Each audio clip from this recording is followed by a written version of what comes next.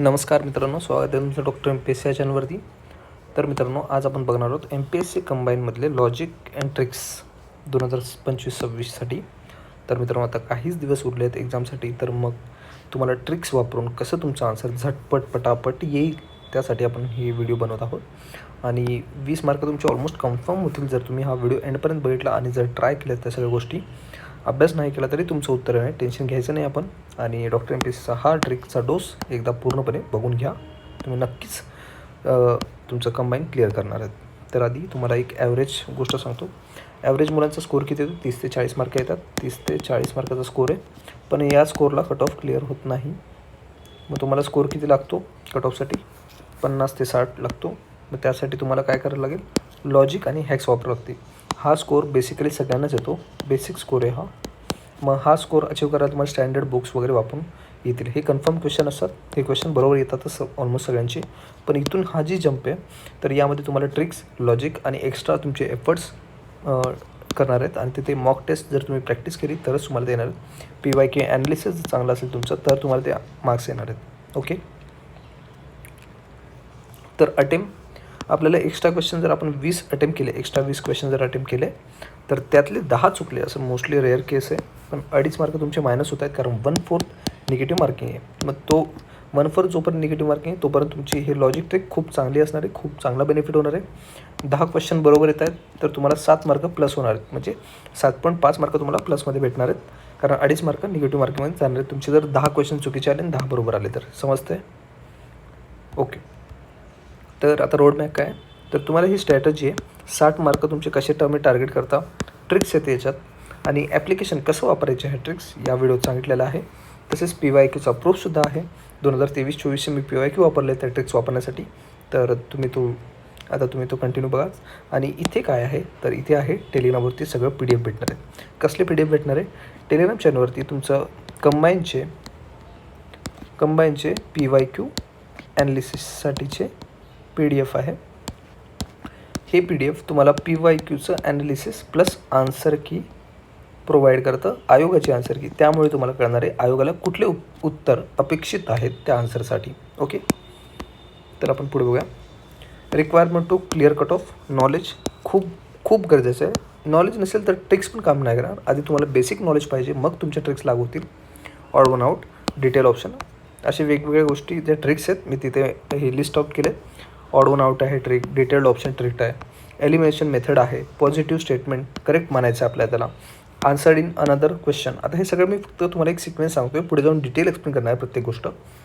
Skip and read and attempt. आता हे काय, एक क्वेश्चन रीड केला, तुम्हाला हा क्वेश्चन आला नाही तर तुम्ही काय करणार, तोच क्वेश्चन स्किप करणार आहे. नंतर काय करणार, पुढचाच क्वेश्चन रीड करणार आहे. इन केस असं होऊ शकतं की या क्वेश्चन तुम्ही रीड केल्यावरती तुम्हाला आयडिया येईल या क्वेश्चनची, तुम्ही जो स्किप केला आहे, आणि मग तुम्ही परत तो क्वेश्चन अटेम्प्ट करणार आहेत. ओके. तसेच फोडा आणि उत्तर असं करायचं आहे, म्हणजे संधिविच्छेद करायचं आहे शब्दाचा, तर त्याच्याने तुमचं आन्सर निघणार आहे. कसं काढायचं आहे ते मी तुम्हाला सांगतो. इझी आणि डायरेक्ट क्वेश्चन रीड केअरफुली. जेव्हा पण तुम्हाला इझी क्वेश्चन येतात किंवा डायरेक्ट क्वेश्चन येतात तेव्हा थोडं ध्यान देऊन वाचायचं आहे. प्रॅक्टिस प्रॅक्टिस प्रॅक्टिस प्रॅक्टिस केल्याशिवाय तुम्हाला ह्या ट्रिक्स वापरता येणार नाही, आधीच सांगतो आहे. स्पेशल नोट, जेव्हा पण असं लिहिलं असतं चूक नसलेले विधान निवडा, बिनचूक विधाने निवडा, मग तेव्हा बरोबर माइंड स्टेबल ठेवायचं आहे. माइंड शांत असेल तरच तुमचा आन्सर बरोबर येणार आहे. ओके. जास्त प्रश्न हे असत्य, अचूक अशा सुद्धाने असतात. जेव्हा पण तुम्ही क्वेश्चन पेपर असता तेव्हा असत्य असं वडाला तर असं चौकोन करा किंवा गोल करा, म्हणजे तुमचा क्लिक होईल लवकर. ओके. आता या व्हिडिओमध्ये काय काय तुम्ही इम्पॉर्टंट कीवर्ड्स बघून घ्या.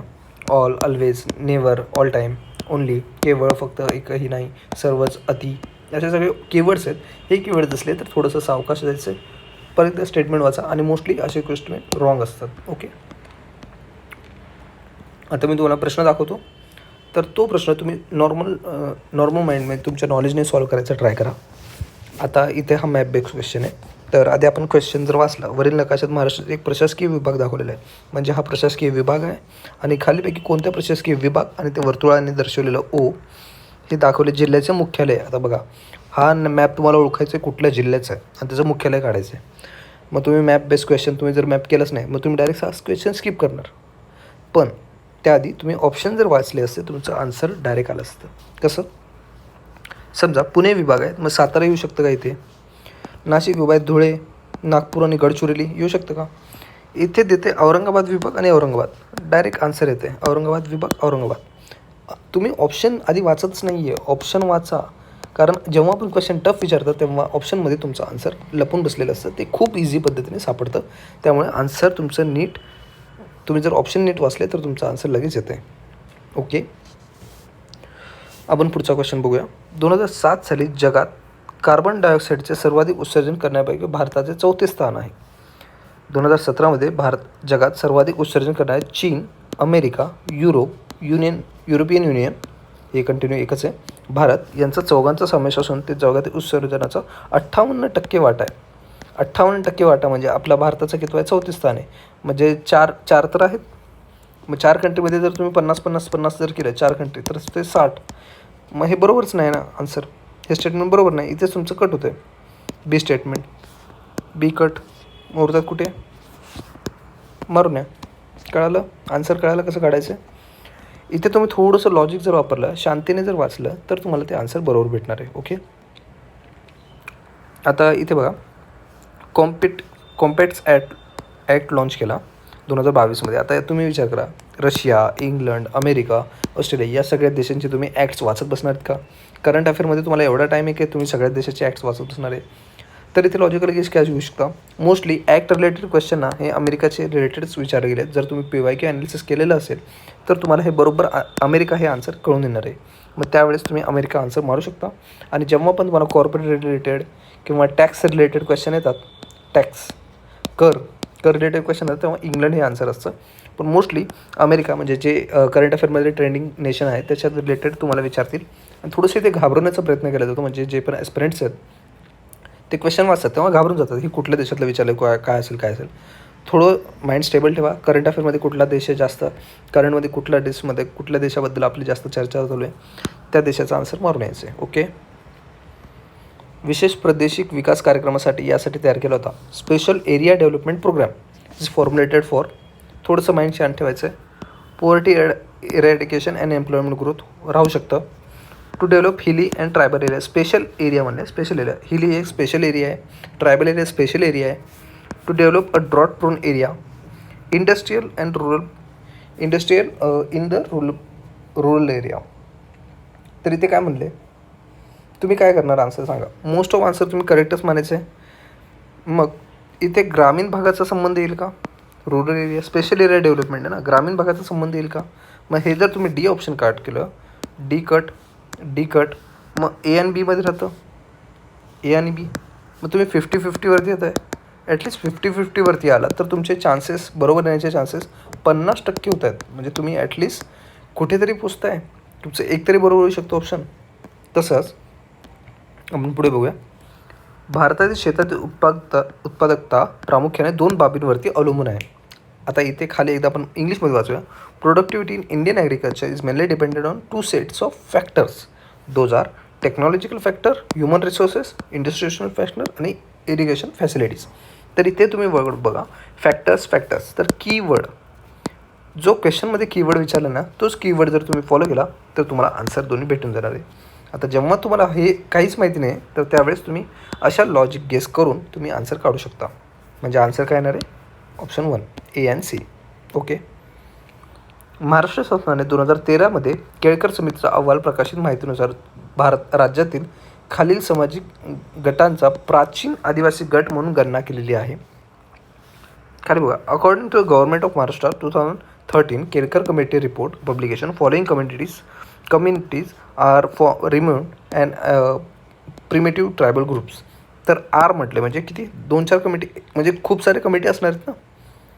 म्हणजे एक तर कमिटी नाही, वॉज वर तुम्हाला माहिती आहे ना, वॉज कधी सिंग्युलर आहे म्हणजे एक वचन आहे, आणि प्लुरल काय असतं? वर असतं, अनेक वचन. आर म्हणजे आर आपण किती जणांसाठी वापरतो? अनेकांसाठी वापरतो ना. मग इथे आर वापरले, मग एकच येईल का कुठलं तरी आन्सर? एक तर येणार नाही आहे. मोस्ट ऑफ आन्सर करेक्ट म्हणायचं आहे. ऑप्शन 1 सोपं आहे. केंद्र सरकारच्या ही अगोदर खालीपैकी कोणत्या राज्यांनी राजकोषीय जबाबदारी कायदा अंमलात आणला? राज्यांनी राजकोषीय. Which of the following states adopted the physical responsibility legislation even before the central government? States विचारले, राज्यांनी विचारले, मग तुम्ही काय करणार? Multiple option.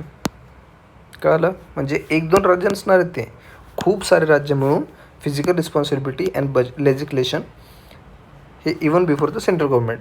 मग हे इकॉनॉमी अर्थशास्त्र रिलेटेड आहे.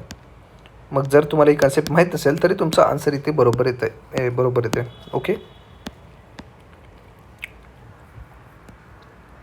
देशाची खरी उन्नती व्हायची असेल तर प्रथम उन्नत धर्माचा प्रसार झाला पाहिजे. जोपर्यंत धर्म जागृत होत नाही तोपर्यंत खरे यश मिळणार नाही, असे यांचे मत होते.